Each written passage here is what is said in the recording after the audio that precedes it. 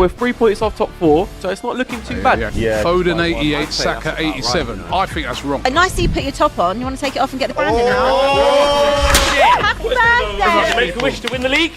I did. How much chance of Arsenal have of winning the Champions League? 0, mate. If we got through PSV, do you think there's any chance? No. Hang on, let me finish. Predictions. 2-1 Tottenham. 3-1 Liverpool. 2-0 Wolves. Chelsea to beat Man United at Old Trafford. Still there. You're in trouble if we win this game. You better not lose on Saturday. We beat the world champions this weekend. That makes you world champions. We're the world champions, but you're not in a title race. This is why you'll never win the league. 6 million down the drain. Robbie celebrating a 1-0 win.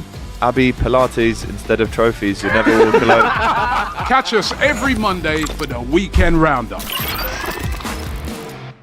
Let's go.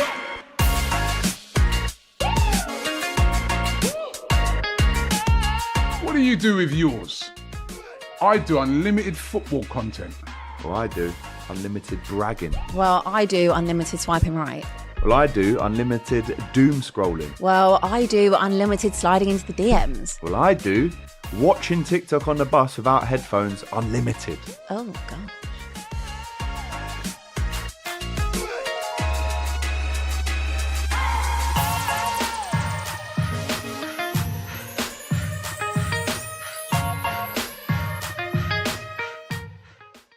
Yes, people, you heard that right. We've teamed up with Rocket Mobile to create the mobile phone plan for football fans in the UK. It's £16 a month for unlimited text, unlimited calls, unlimited data, and also 20 gigs to use abroad in the EU when you're flying on holiday, all for just £16 a month, plus perks, content, and other prizes as soon as you make that switch. So scan that QR code in the right-hand side of your screen, or if you're watching on YouTube, click the link in the description or the live chat. Apart from that, we are here to talk football, and so far we got second panelist on the way, but we've got Alex is on my right hand side. How are you doing today? Good, mate. I just need to do something quickly.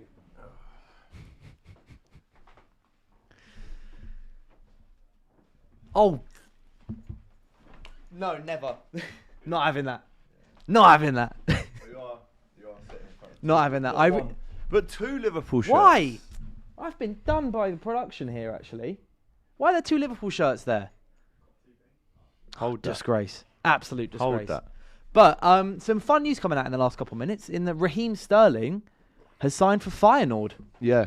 Didn't expect it. Bit of a curve. Bit random, isn't it? He is a free agent, so he can freely transfer between clubs without any time embargoes. So, I mean, the right time will move for him tell to if it's a stay good move, isn't it? But head away from England, do you think? His time in England is just, call that chapter a day. if he's writing off his chances of getting into the World Cup, which this move would say that he probably is, then yes, it's a move that takes him away from the noise, the pandemonium, the constant attention that follows him around in London. But from a purely football perspective, you don't understand the conversations that he's had between him and his agent and other clubs, but you'd like to think, right, that with all due respect to Feyenoord, right, obviously Arne Slot's former team, I've got a bit of a soft spot for them, but you'd like to think that there were better clubs out there for him than Feyenoord. And I mean, Inter Milan. Could AC Milan taken roll the dice? Could Juventus? Could a Spanish team, maybe Atletico, like one of these clubs that if he started playing well for, he could maybe in the last 4 or 5 months get himself back into the England kind of fold up. But no, I think it's a move that takes him and his family away to a different place. He'll probably get a bit of a quieter life out there. But from a footballing perspective, it's actually quite sad to see, I would say, especially when you consider his career, Liverpool, Man City, Chelsea, Arsenal. It hasn't worked out at Chelsea or Arsenal, really. No. The only time, he had a strong run and, was scoring goals was probably back in the City days, and he left there 4 years ago, maybe 4 years ago now. £40 so million it's really sad. I think it's really sad to see him kind of go out like this, but, you never know what he's been going through mentally. Obviously, he's been part of the bomb squad at Chelsea, isn't wanted, isn't allowed anywhere near the changing facilities and the training ground. So, yeah, sad move for him, but maybe it's one that he needs to kind of get his career back on track. But I think from a footballing perspective, I would have liked to have thought that there would have been bigger and better out there for him. Overall, it just feels like the move to Chelsea at the end of the day slightly killed his career, isn't it? Because he was obviously used to such consistency at Man City, with that being so rare in Premier League football at the moment, it's only really City and Liverpool during Klopp where you had so much consistency and ability to know that, everything was settled. And then he goes to Chelsea, doesn't quite work out under several possible managers, heads over to Arsenal, also doesn't work at Arsenal after saying, well, what did he say? He was like, you're going to see the best of me. And then he kind of really didn't see the best of him. But maybe now, heading to Feyenoord could be the only way we see the best of him. But obviously, at the same time, they're 17 points behind Ajax, I want to say, I think. Yeah. No, sorry, not Ajax, PSV. Ajax have their own problems. But about 17 points or so behind them. It's like maybe he just wants to kick a ball about almost under Robin van Persie. And another person who's just joining the panel now, but he's here and he's ready. We're talking about Raheem Sterling's move to Feyenoord. How are you, Marty? I'm very well, thank you very much, and thank you for having me. I heard you broke this. I think it was me, actually. I've actually So I've had comments saying to me, super chats coming in saying, please fix the thing behind you. Oh, really? Is Listen, it an invoice jobby or is it? Might well be. I'll take full responsibility. It's not good enough, really, is it, Marty, in mate? all my excitement after smashing Sunderland on Saturday, we came back here and Well, I was here, a wasn't bit I? overexcited, and I was here. it got in the way of me. What can I we'll say? we'll make sure it's on the Live at 5 invoice, won't we? Yeah, Stick it on there, mate. Stick it on there. Stick it on there. on the DR Sports invoice. But yeah, so Raheem Sterling off to the Netherlands. He is indeed. I mean, good luck to him. We all know what I think. Well, I mean, he wasn't great at Arsenal. He was fantastic at Chelsea for parts and fantastic at Liverpool. Fantastic at Manchester City. Won it all. Top player in his day, but at Arsenal he was really But you say poor. his day. He's only 30. Exactly. Exactly. Exactly. We've seen Alex Oxlade-Chamberlain at 32 last night come on with 12 minutes to spare and score the winner at Celtic Park. So things can turn around very quickly in this sport. I was just saying to Dill just before you came in, Mark, it is sad to see him go out like this, because when you look at his trophy collection, what he's achieved in football, how important he was for England in Euro 2021, what he's capable of, what his qualities are.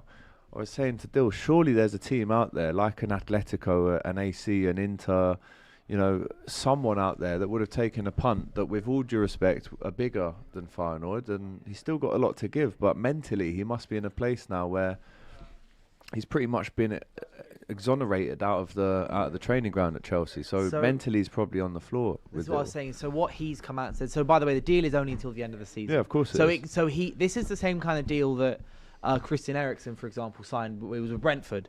When obviously Christian Eriksen had his heart attack, and then he left Inter Milan because he wasn't allowed to play in the Serie A anymore because of his heart condition. Went to Brentford for 6 months to just show himself as to who he is. Obviously, Sterling's not played in ages. We've not actually seen him play football in a long time. So with Eriksen, it was go to Brentford for 6 months, show himself to be something, and then Manchester United went, you know what, you still got something about you. Yeah. We're gonna pick you up. We're gonna, here's a 3-year contract. So maybe it could be the same thing if Sterling's looking at it and going, okay, I can just go and play in the Dutch league for a few months, find something. Then maybe Brighton or someone like Bournemouth or Crystal Palace may come and pick him up, or maybe someone like Celtic or Rangers, or maybe someone in European top 5 leagues. He's kind of able to show himself under Robin van Persie now for the rest of the season, then find another new club in a couple months' time. For me, I feel his passion for the game's gone. I know a lot of stuff that he does off the pitch on a personal level, and his head's just not in the game. He's not where he was. He's not the professional that he was. And what are those things then? Well, he had a huge house build going on in Ascot, which, listen, anyone, I've managed big building projects myself. It takes a lot of you, and it takes your focus. If you're playing at top sides like Arsenal, Chelsea, Manchester United, etc., Liverpool, it requires your 100% dedication and focus. You can't be doing extracurricular activities and having a lot of focus onto those. You're not going to perform on the pitch. That's why modern day football clubs do absolutely everything for the player. Also, nightlife, going out, stuff like that. Look, I don't think it takes your eye off the ball. It does. I don't think you can pin that on him, because we've seen other players do extracurricular things that have been very eye-opening. Look at what Rashford did, right? At the time, he was killing it on the pitch, and you could say off the pitch in terms of his pressure on the government and obviously getting kids free school meals. But then, he's seen in big chains and nights out, and that's not conducive to his form on the pitch. But I don't think. I mean, I've seen him doing a lot of work for his own foundation recently. He's been teaching kids on the pitch. I think that's a little bit unfair to say that he might be enjoying himself a little bit too much. Yeah, I think, look, it works in certain situations and it doesn't in others. And this is a situation where I watched him at Arsenal and his head wasn't in the game whatsoever. He just wasn't. He wasn't the player that we brought him on to be whatsoever. Like I'll be honest with you, he was a huge disappointment. One of the worst. I forgot you signed him. One of the worst signings we've ever had. I'd put in. It was just a loan move. He was terrible, absolutely terrible, diabolical. And do you know what? In the end, listen, don't forget this guy's on phenomenal amount of money, every week. And listen, you do have to perform, and it does correlate. It's not their fault, but you do need to perform. We all know what fans are like, and as fans, paying fans, you want to see your players perform. It got to a point at the Emirates where I watched this guy and I kind of felt sorry for him, the amount of grief that he was getting because of his performances was so bad. He'd pick the ball up, he'd go against lower opposition, go to dribble, and he couldn't get past the player. He couldn't, his shooting was terrible. He looked completely off the place and completely out of place. I've seen, youth team players putting better shifts and performances. I think he had one good game against, I think it's Bolton in the League Cup. Was it Preston? Was it Preston? I think it was. Was it Bolton? Yeah, listen, I can't even. That's what I'm saying. Can't even remember. It was that bad. Listen, I'm all like, I support my club. I support my players. I've got nothing personally against the guy. It really didn't work out. It was a terrible signing. Listen, I wish him the best. I hope he goes to Feyenoord. I hope he enjoys his football. I hope Robin van Persie gets the best out of him. I really wish him luck. But it just really, I was all for the signing. Him coming in, and I thought, experienced head, knows how to win a Premier League. He's won it all. Blah, blah, blah. He's won it all. Yeah. This guy, he was one of the best players in the Premier League only a few seasons before this. He was unbelievable, and he's won it all. And you think, right, and he's young, like you said, he's 30 years old. He was terrible. And that's the truth. I mean, sometimes, especially when players have careers that start so early. Yeah. Sometimes they also just end early. But have you watched Ange Postecoglou on the overlap? Yeah. I have you seen I've seen bits of it. I haven't watched the whole thing, but I've seen bits of it. We touched on it on the weekend preview earlier on today, but there's actually a bit that we didn't touch on, which I found super, super interesting. I want to talk about now is that Ange Postecoglou was talking about when he felt he was going to be sacked. Because Gary Neville said to him, he went, "Did you know that before the Europa League final that you were going to be sacked at Spurs?" And Ange Postecoglou said, "I knew I was gone. Probably around the end of January, early February, I knew I was gone. I said to the coaches, look, we're in the quarterfinals of the Europa League. I think we can win it. And that means not just winning a trophy, but Champions League football. But the reality is get your helmets on because every week we're going to be copping it. I'll take that. No worry. I'll take responsibility of all that and everything." And Ange also kind of told his staff that he believed if they would be knocked out of the Europa League, that would be him, it for him at Spurs. And it was just very interesting when I was listening to it and thinking about, obviously, because the conversation was, could this save him? Could this be saving? Because obviously there wasn't noise coming out of the club too much noise coming out of the club could be sacked, or it wasn't things coming out saying, and he's gone at the end of the season. This is already decided X, Y, and Z. It was only a few days after the Europa League final that the decision was confirmed and made that he'd be going. But it's interesting to hear that a manager was so, it might just be his unique situation, but was so sure that he was leaving at the end of the season as early as January. That's now. So pretty much now, 14 games left in the Prem season, everything's still to play for, I guess. And he already knew he was on his way out. So for me in that interview, the key things that I picked up, which were really prevalent, the situation at Tottenham. He talks about buying Mark Gahey, Pedro Neto, players like that. That listen, if you fitted Mark Gahey into Tottenham, he was buyable. The Eze situation, they could have got that wrapped up earlier if they had paid the money. They didn't want to. The wages, we all know. Listen, for the highest ticket prices, this massive stadium, the NFL games they have, all the concerts they have, this training ground. They've got everything, but they haven't got the football. And also, by the way, this isn't last summer. This was the summer before last. So this was before Mbumo's 20-goal season, before Mark Gahey captain. Well, they would have Palace been more gettable. People, they would have been. Yeah, I think that's a little bit unfair, Marty, because you've had a new ground for 20 years, and what have you won there? We've won some FA Cups, mate. I know, but what else? We've won FA Cups. Well, but what else? Listen, They've won a European trophy. What I'm saying is I really fully understand how hard it is to move from an old stadium where you won everything pretty much, and you were very successful. That was your home, and it's only within the last 3 years that the Emirates has felt like home. Okay. And moving into a new stadium, it's fantastic revenue, but it takes time. We're only seeing the fruits of our labour all this time, nearly 20 years later. That's if we stick it over the line this season. Okay, so yeah, it is tough. But I think Tottenham, they had a lot going on the pitch when they sacked Pochettino. I remember when they sacked him. Pochettino. It's not a coffee. Okay, cool. Pochettino.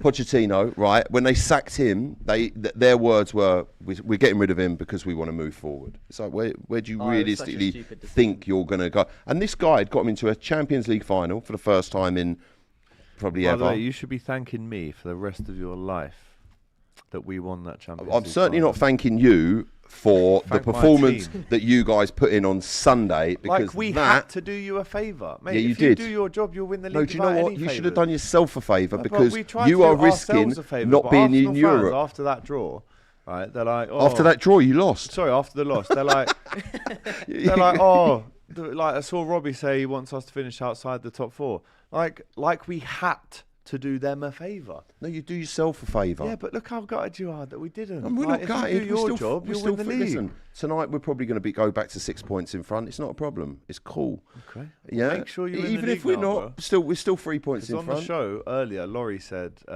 he called Arsenal Premier League champions, Yeah, as in he right now. fully just went he with said, Prem the champions. Premier League champions, playing Brentford. I mean, last time I checked, we're the Premier League champions.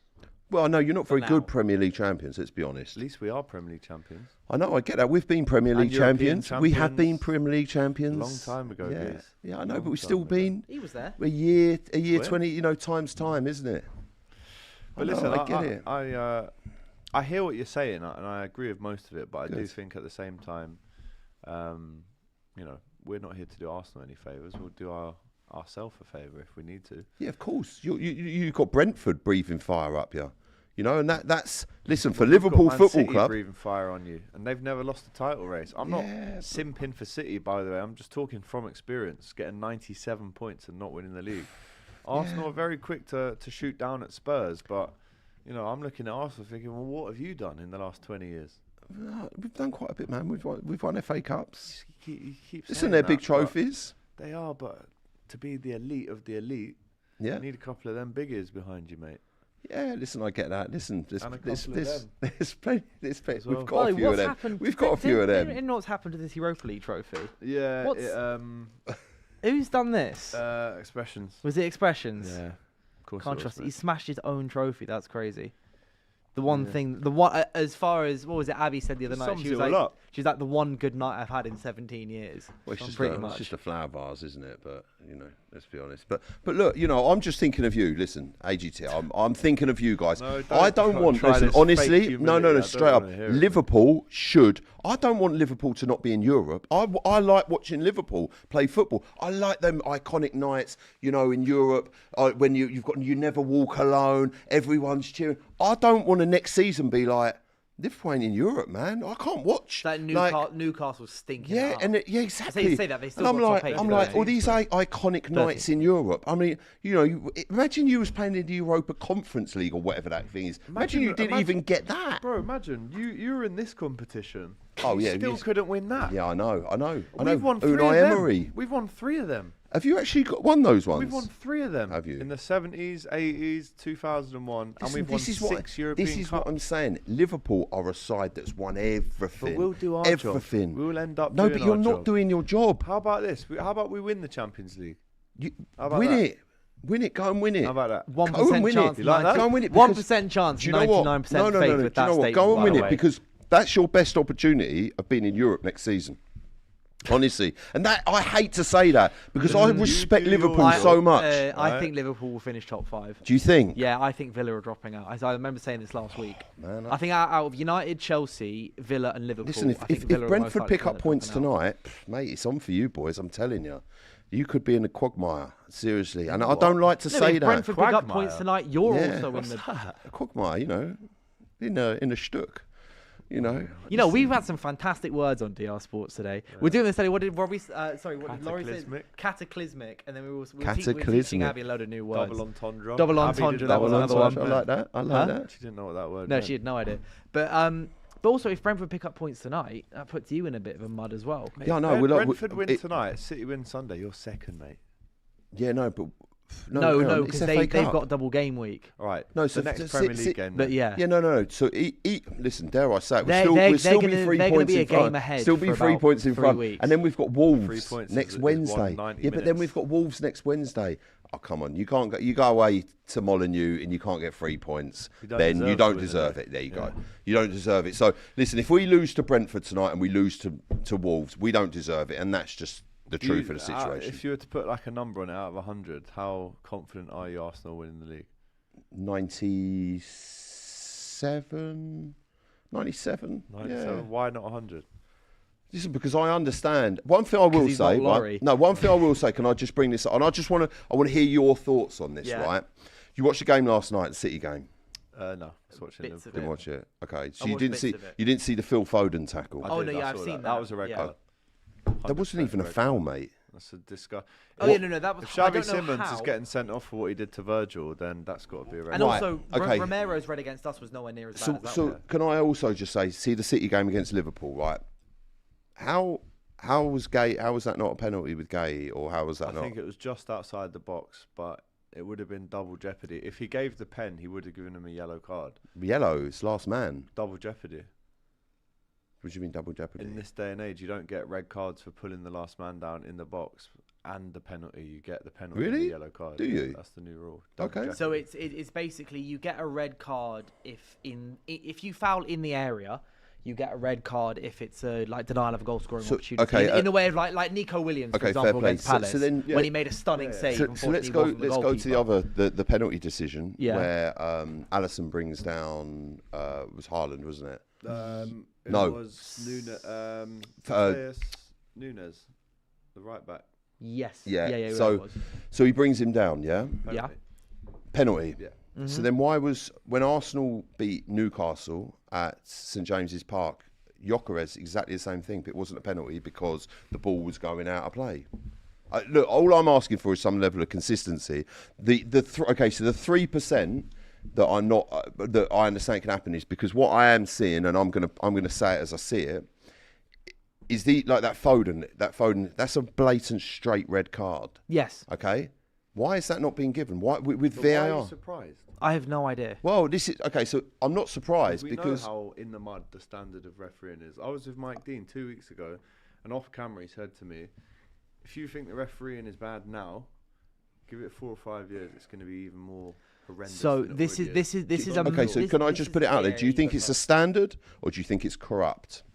No, I think it's a standard. So only Arsenal fans call for corruption. It's not corrupt. There's no £5,000 briefcase. There's no briefcases being left in the referees' chambers. Really? Do you know about the Michael Oliver situation? Yeah.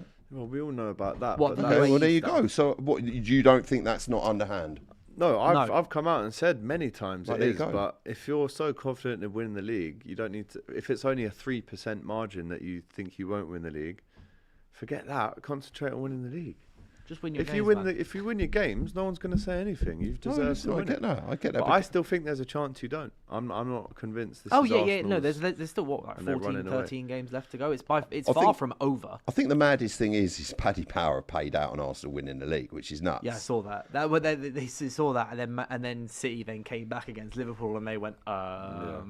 But the thing on your point about referees, about like kind of standard and corruption, etc. For me, what's happening referees right now, and it's kind of to do with the introduction of VAR, is that there are now too many rules in the rule book. So referees, I feel like European referees, what they're so good at, like when I watch games of the Champions League, whether United are part of it or not, or like World Cups, Euros, everything, is referees have a certain level of leeway where they can make kind of informed decisions just based on like how they feel the game is going and stuff. So for example, like, you know, if someone puts a crunching tackle in the Merseyside derby, the 4th minute in, referee's more likely to give you a warning rather than a yellow, because he goes, I know it's a derby, I understand it's a derby, I'm going to control the situation, rather than dishing out yellows and making players more angry. But now, let's take the handball rule, for example. It used to be a couple lines of, you know, you kind of know it when you see it with a handball, but now it's like 4 pages of if he's falling with his elbow first, if he's falling with his wrist, this, which means referees now have no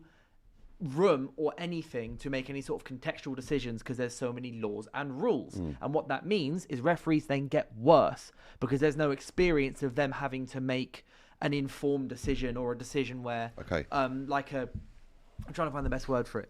Like a decision on the spot. So what was it I got really angry with the other day about it? It was I can't remember. It was a game that I saw being. Oh no, it was a Szoboszlai thing. It was like, in my opinion, I understand that if you go play by play, blow by blow, okay, that foul happened here, and half a second later that thing happened there, half a second later, and there's a line of goal scoring opportunity here, but the ball went in, but it's a foul, but it wasn't. And I feel like 10 years ago, these players fouled each other because the only reason Haaland made the foul is because he got fouled. In my opinion, I know the rule book says that, and this, but in the grand scheme of things, I think the goal should have stood because Szoboszlai got sent off. Szoboszlai didn't deny a goal scoring opportunity because the goal was scored. The ball went in the net. And for me, I feel like referees, because there are so many rules, they're going to keep adding rules and add more rules, and the referee will get worse because there'll be too many rules, and the referees will have genuinely no idea what to do anymore. So on that instance, the reason why I believe that red card stands is because there's a clear foul on Szoboszlai on Haaland outside the box, and that is a foul, but Haaland obviously is a big guy, he shrugs it off. Now, if Haaland then doesn't foul Szoboszlai clears that. That ball doesn't go in the back of the net. Szoboszlai gets to that ball. I think he's already fouled Haaland at that stage. No, he'd already fouled Haaland outside the box. That was the first foul. Then Szoboszlai has actually denied a goal scoring opportunity by pulling him and getting in the way. Yeah, exactly. But the thing, what I'm saying now is like, yes, it is a red card and a no goal as far as the rules concerned. I don't deny that at any moment. But the way that I feel about it is that VAR has made PGMOL, whoever writes the rules, the FA, etc., they've forced them to write so many intricate, insane little rules that otherwise a good referee 15, 20 years ago, or like a European referee where they don't have these billion different clauses and subsections, will be able to make informed decisions based on context of games. So I get that, right? But I think personally, that situation right there is glazing over the actual real situation with the penalty. How can you, and this is a game we won, by the way, at St James's Park, like I said, how is that not a penalty? And they come out and say it's... At the time? The reason was because the ball was going out of play, and it was, but Gyökeres was further back than Alisson was. So Gyökeres had more chance of putting the ball in the net. Oh no, I think that was a penalty. I agree with you. All I'm asking for is consistency. So when things go to VAR, which they both did, the same call is given. Because, listen, if I can understand that, I am certainly not a Premier League referee. I'm certainly not, a paid professional athlete. So, but if I can see that, how can they not see that?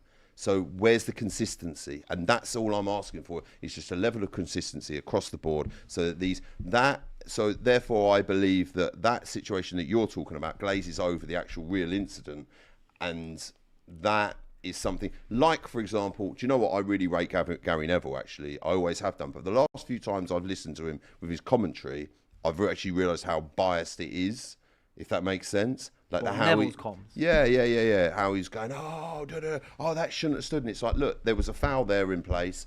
He went round, then Haaland fouls him. Szoboszlai clears it. It's pretty straightforward. But the theatrics and the... I do actually think what we're saying does slightly come down to the same conclusion. I feel like there's no consistency because there's too many rules. Yeah. Like if there's 400 different rules, the different caveats for a foul, how are you meant to get the same one each time? Because the referee, there might be so many rules, the referee simply can't remember one of the rules because he's busy remembering the other 399 of them. I feel like that also the number of rules feeds into the lack of consistency because it's impossible for every referee. Because was it the same referee in both scenarios or the same person on VAR? Because if it wasn't, which I'm thinking it likely wasn't, it was then some referees will remember some rules and others remember other rules. And so if there's so many rules, they can't make a unified as a like 30 referees that there are in the Premier League. They can't make a unified decision like all 30 of them because if there were like 4 or 5 different rules, okay, which one does this apply to? When there were 4 or 5 options, they probably mostly all click, or 95% of them will click the same one. But if there's 500 different options, then suddenly none of them will click the same one, so there will be no consistency. Yeah, I personally think so much of it boils down to the because of slow-mo replays, there's been so many rules added to the game, and it's confusing everyone, and it's making refs worse. And they'll add more, and it'll get more confusing, it'll get worse, and because it gets worse, they'll add more, and it'll keep going until VAR goes. That's how I see it. Good. Angry. Sorry, I feel like I need to say that all the time. But anyway, what we're talking about, Ange Postecoglou. Were we? Okay. Well, we started with that and kind of just went on a bit of a random one. But yeah, just like kind of in the way that clubs are run, I find it funny because he was then talking more about, he was like, he can understand in situations when, like, you know, the club stopped talking to him about transfer, the club stopped talking to him about players and fitness things and everything. And ultimately, I feel the only way to get, I agree with Abby a lot in terms of Spurs in the future, is the only guy is Poch, long term. Yeah, and you think, who else is there that gets it and understands the club and they're not handing Redknapp a 4-year deal. I mean, Redknapp, this chat that she was coming with earlier, Redknapp and Sherwood, and she wanted Robbie Keane and stuff like that. And you think, nah, you almost laugh at it, but then you actually think about it. You go, that's probably where the pool is at the minute in terms of who's going to take the job. You know, look at what Chelsea did. They brought Lampard back. United have brought in Ollie. They brought in Rude, former players. There's been big links for Alonso to come back to Liverpool. It's like the feel-good factor. It's the family factor if you bring in a Redknapp. And it's almost laughable because he hasn't managed in such a long time. But actually, he probably would be one of the best candidates for the interim role from now until May. Do you think? Probably. Who else would be happy to come in and just do the interim role? Harry Redknapp would love that. I think he was great when listen, he's done a fantastic job. He hasn't got a transfer window in front of him. He was great when the Bentleys and the Crouches are there. But I think football's moved on a little bit for him to go. Has and do it his though? magic. Because football's a simple game, mate. 4-4-2 works in any and every era. That's why it's the most basic formation in football. Look, I'm wearing Ralph Lauren right now. I haven't worn this for years. I know, it looks very smart, But actually. it looks all right on me. It looks I good, probably man. bought this 10 years ago. It's a good example, isn't it? Old, but classic. Yeah. No, I know a 4-4-2 will always work in any era of football. It's why I'm convinced that, let's say, like 70, 60-year-old, whatever, 55-year-old Sir Alex. Other brands are available. That's true, other brands are available. Yeah. But like if Sir Alex, like old Sir Alex, back, you know, early 2000s, whatever, or even 90s, were dropped in now, his football would still probably work to some degree because it's such a classic and good formation and reliable for a 4-4-2. And let's face it, 2 hard-working midfielders, defensive and attacking wingers, a solid striker, and a Wilson and a Palacios. You got Nico Kretcher. You know, it's a terrific player, Nico. But listen, go back to basics. He's not asking to, or he wouldn't be being asked to get to the top 4 at this stage. Right now, they're in a relegation battle. So win 6 games out of the next 13 and you've done your job. Do you think he does that though? Might do.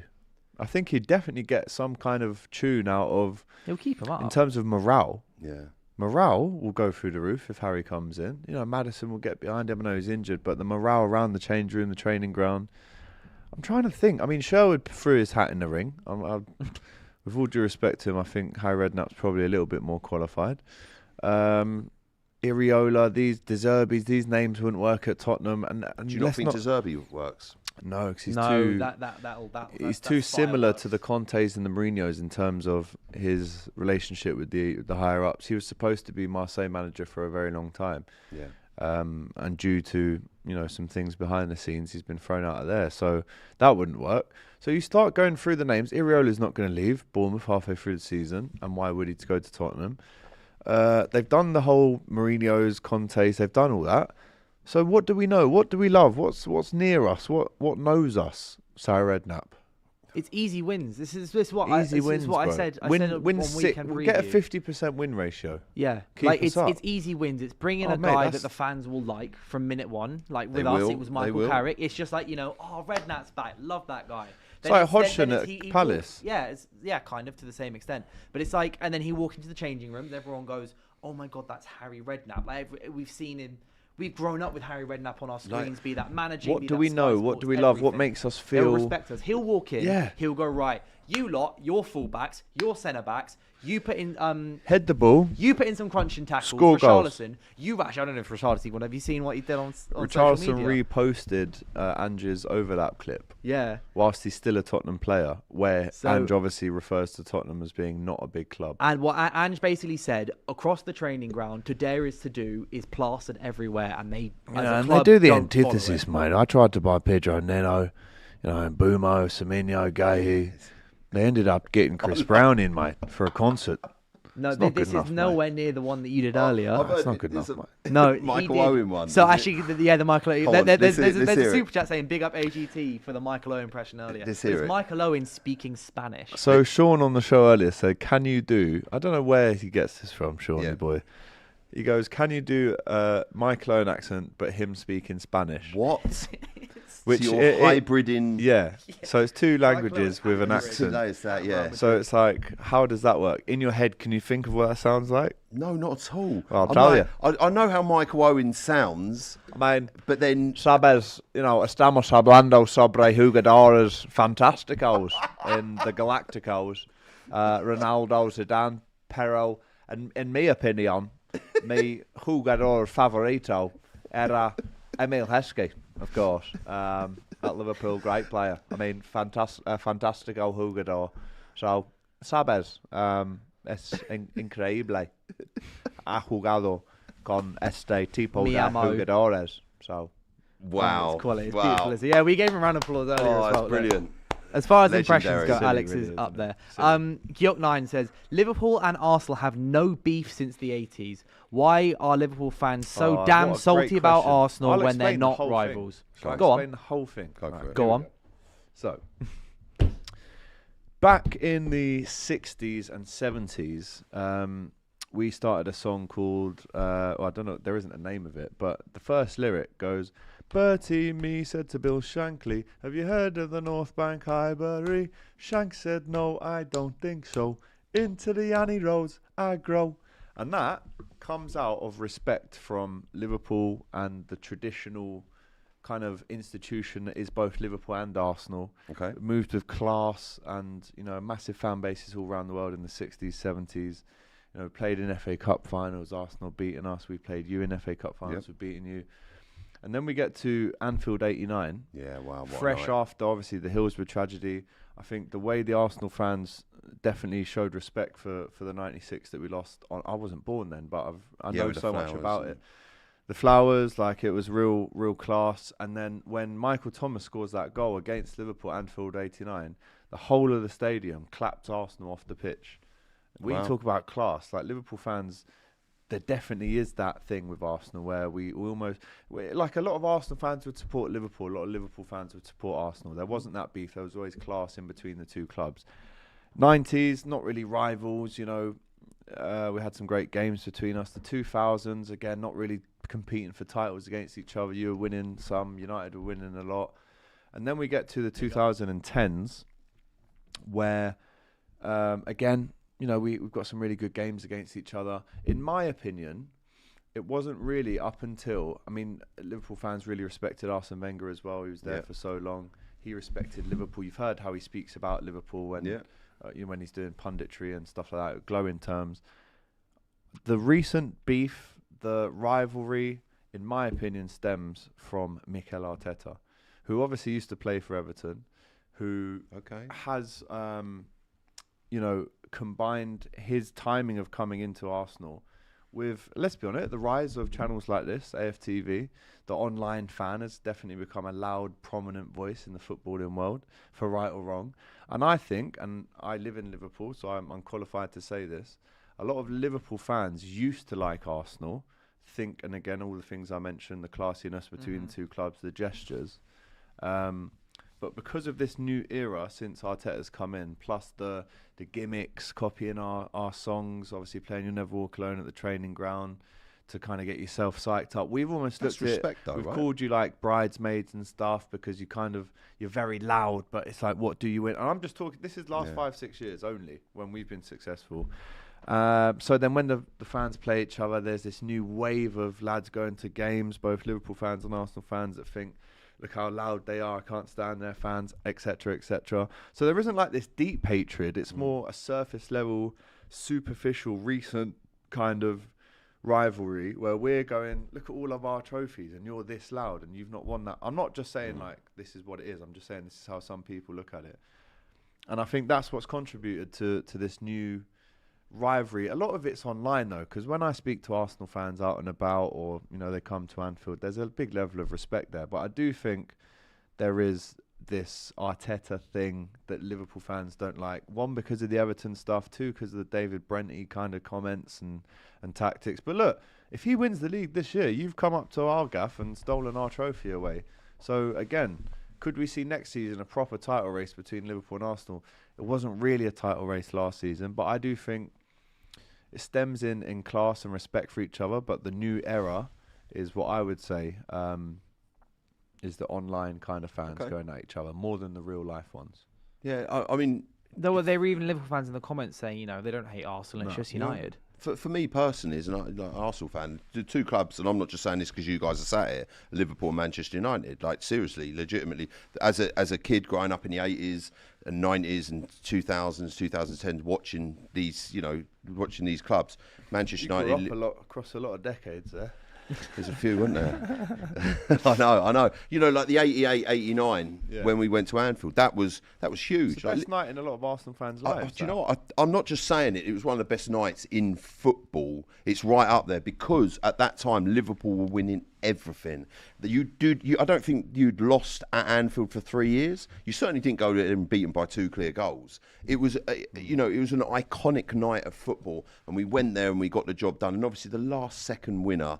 And listen, like the class is I've always had huge amount of respect for, like I said, for Liverpool, and we've had some fantastic games over the years. Anfield is a fortress; it's a real tough place to go, and it's a theatre, right? Like Old Trafford, it's a fantastic place. I love the stadium.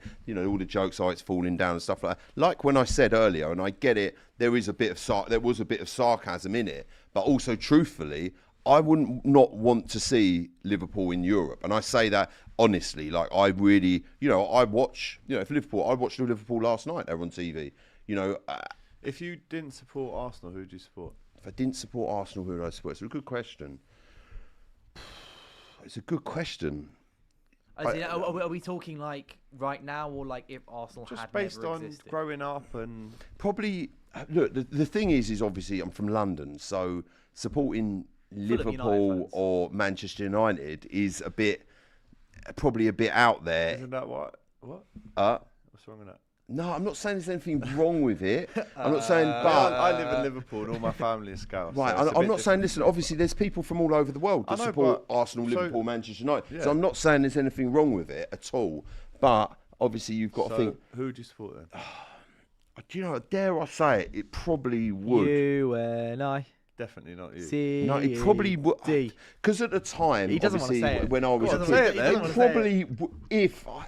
I don't know. Maybe AFTV Marty, tell us. Maybe it would. I do like Liverpool. Probably. Do you know what? It probably would have been Crystal Palace. Okay. If I'm honest. with you. Last minute. I do like Crystal Palace. Listen. I've got a lot of time for Liverpool. I think their stadium is absolutely amazing. I think the morals. I think what I love about Liverpool, right, is listen. I'm not saying I know it like you. The people stick together. Yeah, they're a tribe.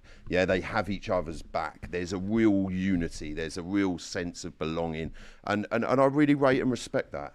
And fair play. Manchester United, listen, they've won it all again. Another club that dominated football. And I remember watching them early, sort of late 80s when Alex Ferguson was on the brink of being sacked, and that whole story. I love that encapsulated. I've watched a lot of Manchester United stuff. I've watched them over the years. I think that's for me what football's about. We would have been robbed of the greatest manager ever inAlex Ferguson. So all of that stuff. Yeah.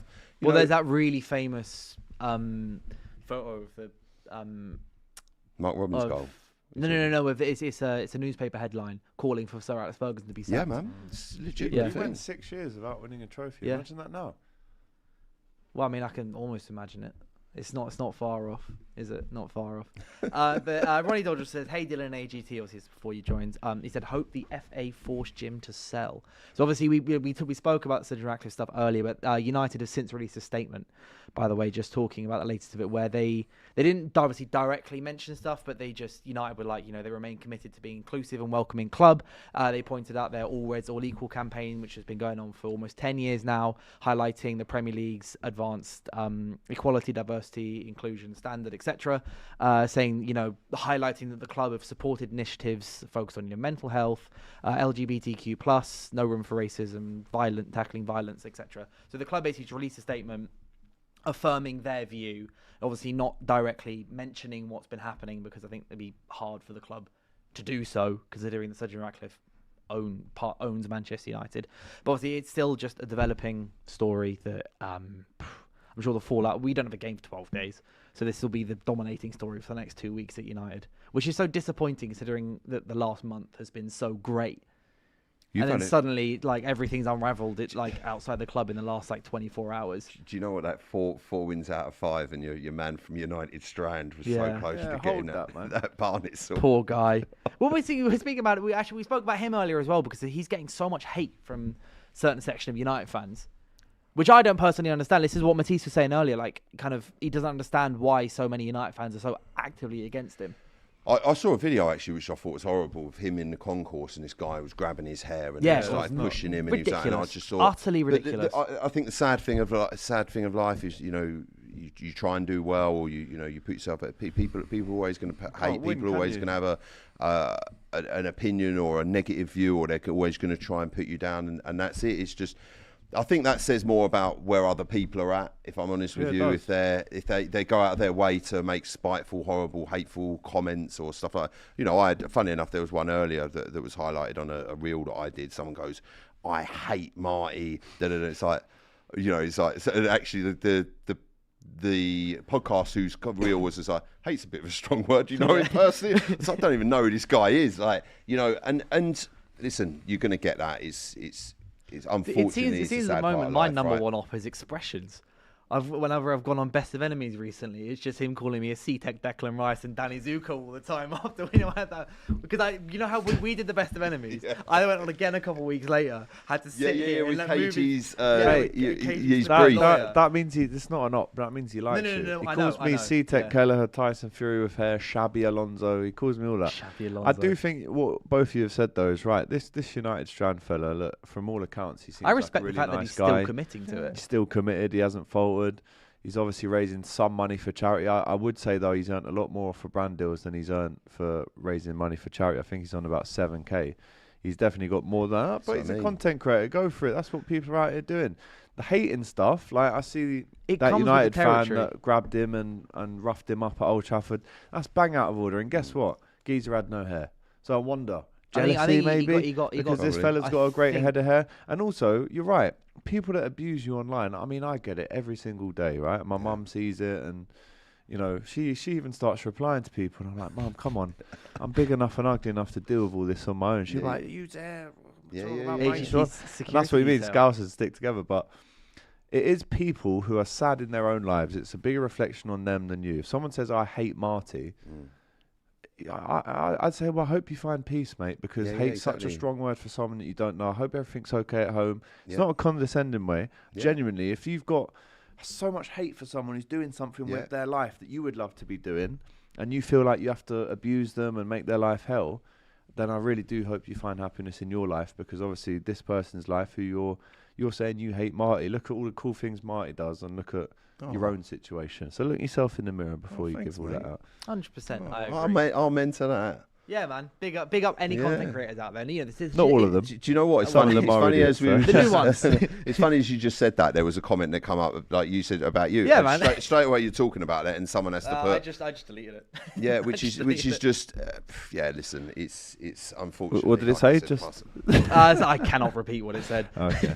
But regardless, back to football news. So A, Sean Dyche gone. B, Vitor Pereira is close to being appointed at Nottingham Forest. Their 4th manager of the season. So that's one manager for every single open play goal Bukayo Saka has in the league. Just quickly, it's been a bit of a mad week. I saw that last night. Immediate deflection, bro. Right? No. We'll come on to that. We'll come on to that, right? But it's been. Then I saw that Sean Dyche getting sacked. Listen, I'm not saying he's the best manager in the league. Yeah, I know. Yeah, half a No. league. It's the second time they've done it as well. I'm pretty sure. Go to bed, bro. Yeah, I know. Chill out. Like, wake up and do it. Yeah, and I was like, I looked at my phone and I was like, what? I was like, is this correct? And I had to go and check it on Sky Sports. And I was thinking, if anyone you wanted in a relegation dogfight, it would be Sean Dyche. By the way, as well, Nottingham Forest have 2 wins, 2 draws, and 1 loss in their last 5. There you go.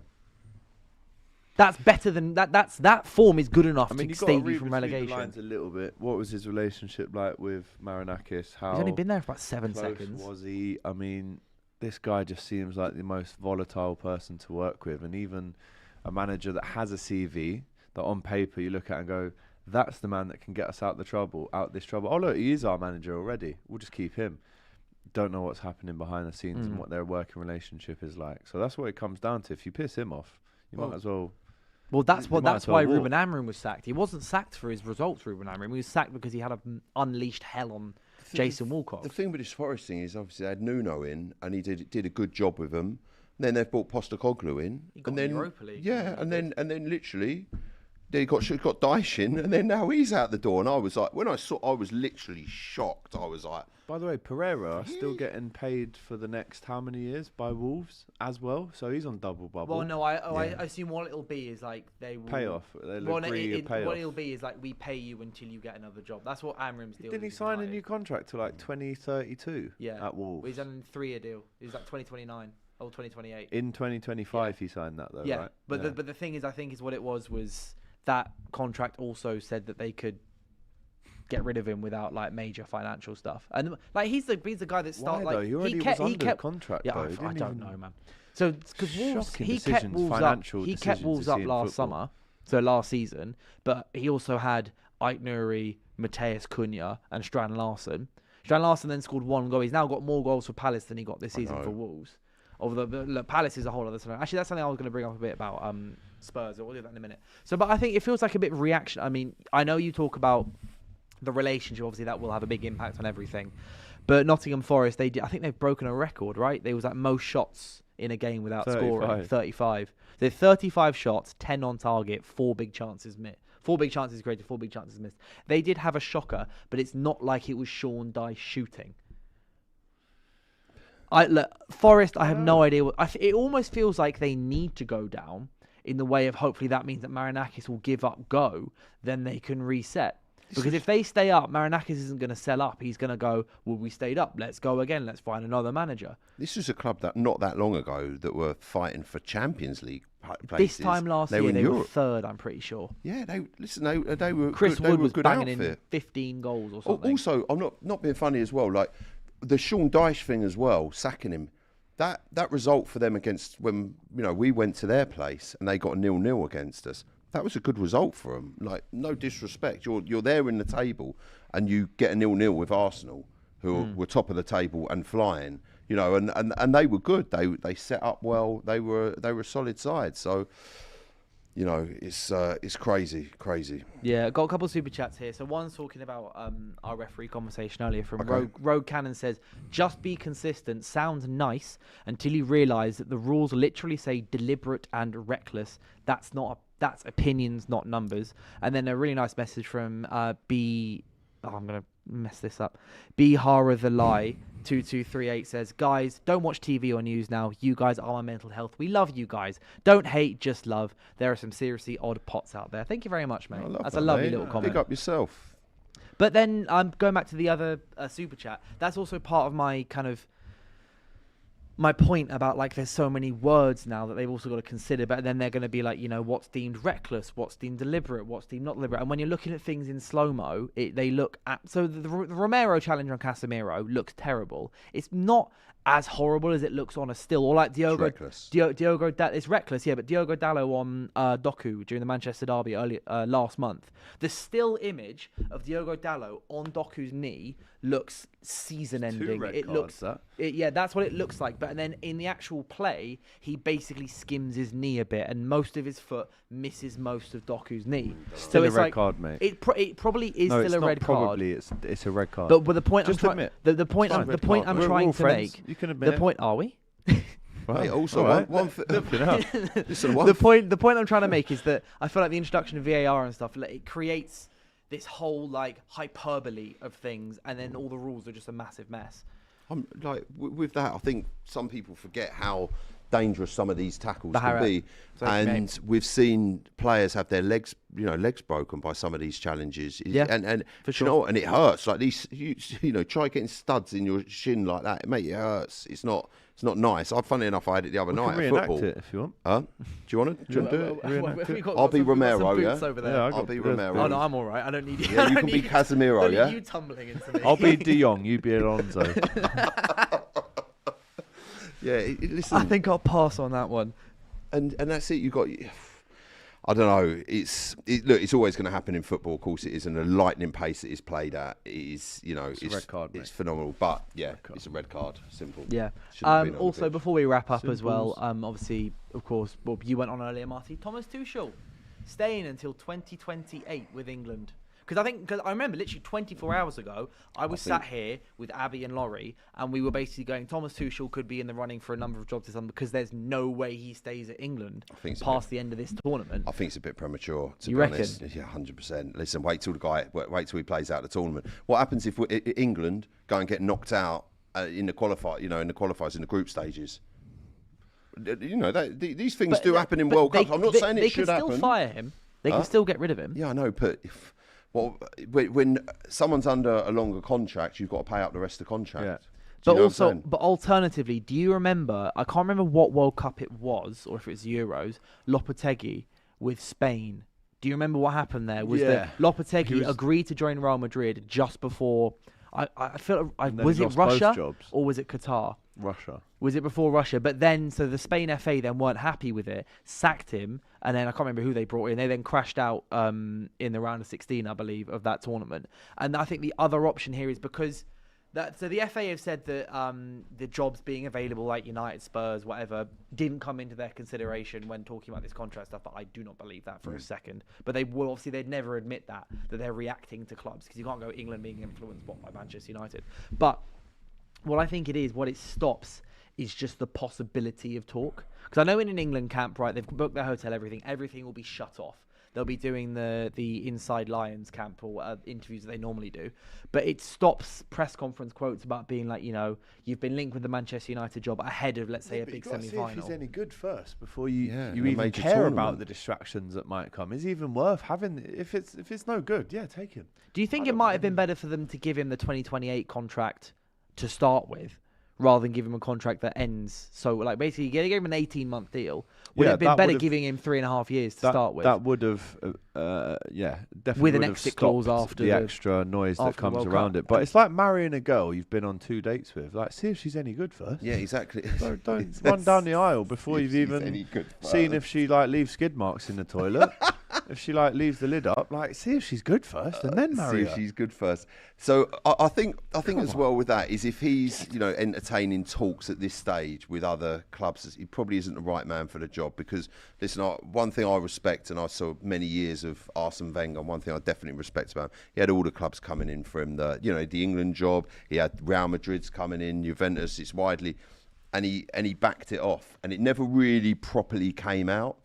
Because he was the right man for the job, and he did a fantastic job. So, in these situations, like you said, he's going to a major tournament. If he bombs this major tournament, You're stuck with him. it's just And you've got to pay him off. It's ridiculous. Listen, if he does well in this tournament and goes and wins you the World Cup, or look, dare I say, it gets you into a final and you lose it by a fine margin, then yeah, maybe think about. And he's doing a fantastic job, and he's done a fantastic job throughout the tournament, organising the team, and you can see that. But the guy hasn't been at a major tournament yet with him. Do you think it's a risk? Then, Huge to risk. Give him this contract. Huge. Right here, right now is not the time and the place. Just before, he's probably rubbing his hands together, thinking, "What a touch! Do you know what I mean? He's had it right off, hasn't he? He's going, I haven't even done anything yet. Yeah, And they're exactly. already rewarding me. Yeah, let Don't alone- mind Ah, that. fair enough. I mean, look, it's one of those things, only time will tell. Maybe it's the best decision ever, and then he wins the tournament and signs another 4-year contract. Whatever. But apart from that, thank you guys both coming on. No, it's all right, Martin mate. You're also, welcome. and my best friend AGT on my right hand side as well. Yeah. No worries, mate. All the best. Thank you guys so much for watching as well. It's been a pleasure. Let me know what you think below about, Thomas Tuchel's contract, everything else we've spoken about Nottingham Forest, about Tottenham, etc., and Raheem Sterling's move. Bit of a crazy move. But apart from that, thank you guys so much for watching. I'll be back at 5 p.m. tomorrow to look ahead to the FA Cup games and any other news that comes out. See you soon. Get Cheers. up there, boy.